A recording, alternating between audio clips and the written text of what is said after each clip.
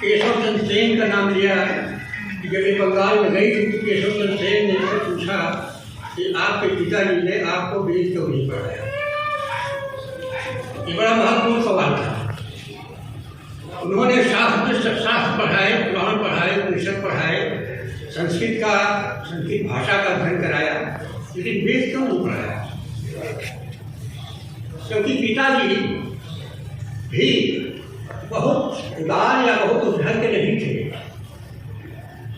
वह वही पुराण परंपरावादी ही थे वो। और यह जरूर था उन्होंने बगावत की थी कि अपनी बेटी को या स्त्री को शास्त्र पढ़ना वर्जित था। पूरी ब्राह्मणवादी परंपरा में ब्राह्मणवादी तमाम ग्रंथों में संस्कृत पढ़ना और वो संस्कृत भाषा के माध्यम से पुराणों का, उपनिषदों का, इन सब का अध्ययन करना ब्राह्मण स्त्री के लिए, ब्राह्मण कन्या के लिए एकदम वर्जित था। इसलिए मौजूद सवालों को उठाया था। और केशव चंद्र सेन बंगाल के बहुत ही प्रगतिशील नवजागरण के नायक थे, एक बहुत बढ़िया और उन्होंने सम्मान किया था इनको। इनकी पूरी ख्याति जो बनी संस्कृत का पूरा गहन अध्ययन के नाते, और वो संस्कृत में भाषण देती रही, वो बहुत अच्छा था। इंटेलेक्चुअल तो थे ही, सोशल रिफॉर्मर थे नहीं हैं। और उस मसले को मैं इसलिए कह रहा हूँ कि वेदों का वेद पढ़ने के लिए जरूरी होता है उपनयन संस्कार।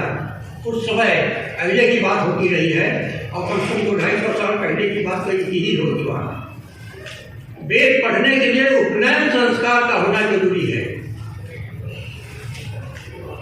और ब्राह्मणों के बेटों का उपनयन संस्कार तो होता था, लेकिन बेटियों का उपनयन संस्कार नहीं होता था।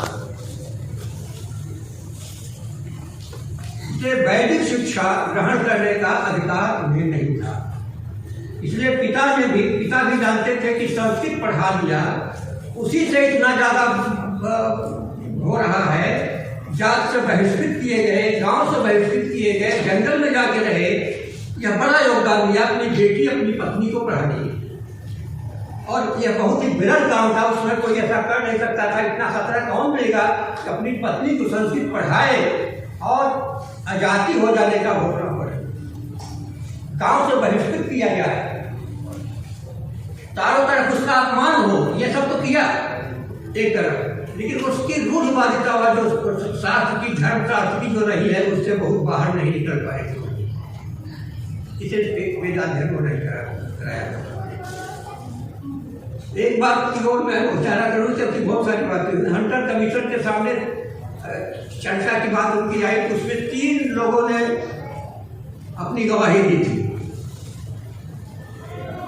सावित्रीबाई फुले, ज्योतिबा फुले,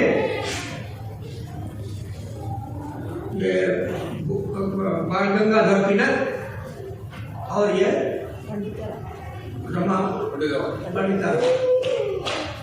पंडिता रमाबाई का तो बड़ा व्यापक, बड़ा ब्राडर उसका शब्द है जो उन्होंने वहाँ रखा था। और जो उन्होंने वह अपने लिए नहीं जीती रही है और दूसरों के लिए जीती रही है। जो कुछ किया है दूसरों के लिए किया है, स्त्री के लिए, पूरी नारी जात के लिए। भारतीय समाज में, हिंदू समाज में ऐसा धर्म, इतना वैज्ञानिकता वाला समाज कोई दुनिया में कोई समाज नहीं है जैसा हिंदू समाज है। इसलिए भारत से बाहर कहीं वह जा नहीं पाया। भाई से बाहर गया तो नेपाल तक गया, उसके आगे कहीं बढ़ नहीं पाया। और नेपाल भी कभी कभी भारतवर्ष के भीतर ही रहा। दुनिया के 3 सबसे बड़े धर्म जो हैं, क्रिश्चियनिटी, इस्लाम और बुद्धिज्म, ये दुनिया के 3 सबसे बड़े धर्म माने जाते हैं, पूरे विश्व में फैले। लेकिन हिंदू धर्म जैसा संकीर्ण धर्म, हिंदू धर्म में सांस लेना बड़ा मुश्किल है। जिसके भीतर मनुष्यता होगी और इंसानियत से भरा हुआ जीवन जी रहा होगा, उसके लिए उसमें से बड़ा मुश्किल होगा। डॉक्टर अम्बेडकर को क्यों छोड़ देना पड़ा? और धर्म ग्रहण करने का मतलब क्या शिवधारी भिक्षु बन गए डॉक्टर अम्बेडकर? नहीं। हिंदू धर्म में सांस लेना मुश्किल था। उस समाज को, जो वंचित समाज है, श्रमजीवी समाज है, दलित समाज है, जो अनटचेबल बना दिया गया है, वह इस हिंदू धर्म समाज में सांस लेना उसके लिए मुश्किल है। उसका दम घुटता है। अनटचेबिलिटी की सबसे मारक समस्या समस्या उसके सामने नहीं है अपमान होने वाली। ये रहा उसमें समता, स्वतंत्रता और बंधुत्व का स्रोत मिला, जहाँ हमारे वंचित समाज के लोग हैं, श्रमजीवी समाज के लोग हैं, जिनका घोर शोषण होता है, धार्मिक शोषण होता है, आर्थिक शोषण होता है, राजनैतिक शोषण होता है, जो हर तरह के शोषण के शिकार हैं, उन्हें उस बौद्ध के समाज में अगर ऐसा बौद्ध समाज बना तो उसमें सफल मिलेगी। उनका तय करता रहा। लेकिन ज्योतिबा फूले ने लिखा कि अगर क्रिश्चियन स्कूल न होते तो ज्योतिबा फूले नहीं बनता। और गनीमत है कि हम अंग्रेजी राज में हैं, अगर हम पेशवाई काल में होते तो हम जैसे लोग हाथियों के पैर के नीचे कुचलवा दिए गए। पेशवाई पूना की तो सारे चर्चा के केंद्र पूना है। पंडिता रमाबाई वहीं की, सावित्रीबाई फूले वहीं की, और इनका सारा लोगों का जो क्षेत्र है वहाँ इतने प्रगतिशील लोग क्यों पैदा हुए, इतने उदार लोग कैसे सावित्रीबाई फूले, पंडिता रमाबाई या और दूसरे लोग हुए? इसलिए कि वहाँ के पेशवाई सबसे कट्टर वहाँ पर बन हुई। उस कट्टरता में इतना विद्रोह पैदा किया गया है। वहाँ पर एक गलत ही महाराष्ट्र जो है आंदोलनों की जमीन रही है, तमाम आंदोलन पैदा हुए वहाँ से, इसलिए वहाँ से इन लोगों को अवसर मिला। उतनी कट्टरता नहीं, क्या कहते हैं उसको, चित्पावन ब्राह्मण भी उसमें भी कैटेगरी बनी होगी, दूसरे दर्जे की स्थिति, जहाँ इतनी संकीर्णता हो, इतनी जटिलता हो कि वहाँ अपनी बेटी को भी वेद पढ़ने का अधिकार नहीं दिया जाएगा, उपनयन करना पड़ेगा। तो दलितों का और स्त्रियों का, केवल ब्राह्मण की स्त्रियां ही नहीं, दलितों का और स्त्री मात्र का वैदिक अध्ययन करने से बड़ी वेद नहीं पढ़ सकते। मुझे याद पड़ता है 20-25 साल पहले कानपुर में एक महिला उस पर वेद के कुछ मंत्र बोलने के लिए गई। तमाम जो वहाँ के इस जमाने में उनको मना कर दिया गया कि आप वेद पढ़ने के अधिकारी, आप मंत्र पढ़ेंगे, मंत्र ही नहीं ले जा सकता। शूद्र लोग या दूसरे लोग हम व्याकरण वगैरह पढ़ सकते हैं, लेकिन वैदिक शब्द नहीं। और यहाँ एक हिंदी के सराफा बहुत परंपरा से आने वाले, तो सराफा ने कहा कि जो है अगर वेद पढ़ने से कोई ब्राह्मण हो जाता है तो दूसरों को भी क्यों नहीं वेद पढ़ा देते कि वो विद्वान हो जाए? चंडाल को क्यों नहीं वेद पढ़ने का मौका देते कि वो बन जाए? कहते हैं कि हवन करने से बड़ा पुण्य होता है। ये तो मैं जानता हूँ कि हवन करने से पुण्य होता है कि नहीं, लेकिन इतना जानता हूँ हवन करने से आँख लाल जरूर हो जाती है। हवन करोगे तो आँख लाल हो जाएगी, सच्चाई। लेकिन हवन करने से किसी को मुक्ति मिल जाती है, यह कोई नहीं। सारे जो हिंदू धर्म ग्रंथ हैं या तुम्हारे शास्त्र हैं, सारे के सारे शास्त्र आदर्श कल्पित आदर्श ग्रंथ हैं, उसमें कोई सच नहीं है। वो केवल कल्पित आदर्श करते हैं और वह कल्पित आदर्श देखने में बड़ा अच्छा लगता है। जत नागेश पूजनते रमनते जहाँ स्त्रियों की प्रशंसा करता है, पुरुषों बड़ी प्रशंसा की है। जत नागेश पूजनते रमनते करते देवता, और देवता लोग स्त्रियों की पिटाई रोज करते हैं, होती रहती है। वसुधैव कुटुम्बकम, अरे अपना घर परिवार तो तुम क्या संभाल नहीं रहे हो, वसुधैव कुटुम्बकम का आदर्श आप भी देते हो। अपनी पत्नी को बाहर निकाल रखा, कोई संबंध नहीं बना रखा, वसुधैव कुटुम्बकम का तुम उपदेश देते हो। ये आदर्श वाक्य है, केवल कभी इम्प्लीमेंट नहीं हुए, इम्प्लीमेंट होते ही नहीं। वो काल्पनिक आदर्श है जनता को भरमाने के लिए, झूठ पाखंड और सच का जो होता है। इस बात को पंडिता रमाबाई पढ़ करके और अपने जीवन के अनुभव से भी दोनों तरह से बहुत अच्छी तरह से समझ लिया। उसी परिवार से संस्कृत से थे, संस्कृत को देखा था, वो भी अज्ञात नहीं उसमें क्या लिखा गया है, स्त्रियों और दलितों के खिलाफ कितना ज्यादा लिखा गया है, और पूरा का पूरा वह हम रहेगा। दलित और स्त्री के लिए दलित स्त्री न धीयताम, ये आता उसमें दलित और स्त्री को शिक्षा नहीं देनी चाहिए। ये स्थिति ऐसे समय में जब एक महिला उस पूरी महिला जात के कल्याण के लिए, अपनी बेटियों के लिए, अपनी बहनों के लिए, तमाम सारे लोगों के लिए वह कर रही है, वह अपने लिए नहीं, अपना तो भोग चुकी, जीवन में भटक चुकी, भाई के साथ कहाँ कहाँ नहीं घुटा, और यदि नौबत आई, खाने पीने की नौबत आ गई थी और सब उसी उसमें रहे। पिता माता जो मर गए तो उसमें से कोई गांव का आने वाला नहीं था। ये अजाति ब्राह्मण हैं, ये बहिष्कृत हैं, उनके ऊपर कोई जाएगा नहीं। उनका शव को छूने के लिए गांव वाले नहीं आए। एक दिन थोड़ा एक दिन खाने पीने के दिया था, वो बेचारा आया, लेकिन घर के मारे वह भी।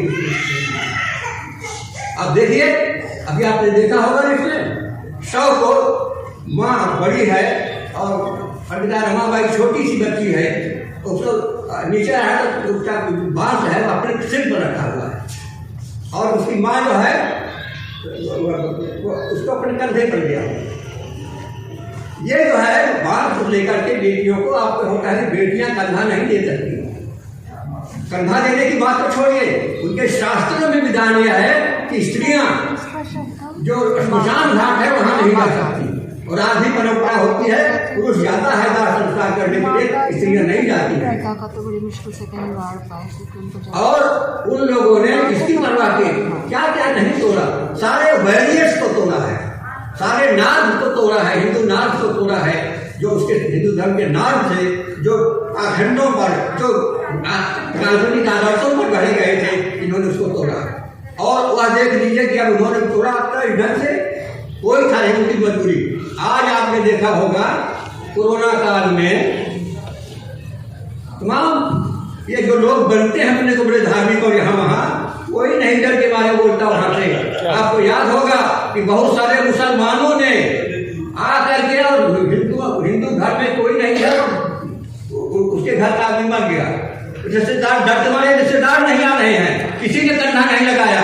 मुस्लिम इलाके से आपने देखा, 10 जगह से देखा होगा कि वे इसके लिए नहीं डरते जाते हैं। इंसानियत की बात जहाँ पर है, वो आए, वो तो पूछा कि भाई हिंदू कैसे हिंदू विश्वास से किया जाता है, लोगों ने जैसा बताया उनसे वैसे पूछ करके उनका दाह संस्कार किया।